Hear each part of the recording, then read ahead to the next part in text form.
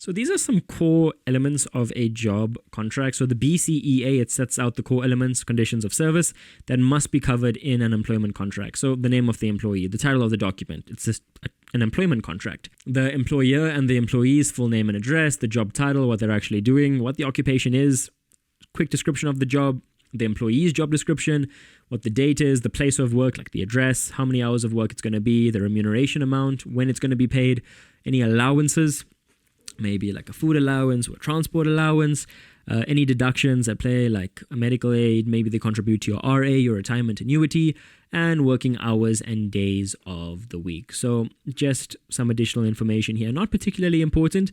I would say like 4 or 5 core elements of a job contract for your exam. So just the ordinary hours of work, you're working 8 hours a day, that's standard like 9 to 5. In South Africa, we have more of an 8 to 5 with a 1 hour break. Any meal breaks, typically 60 minutes of break after 5 hours of work. Rest periods, at least a 12-hour rest period. Like if you finish work at 6 p.m., you can only start work again at 6 a.m.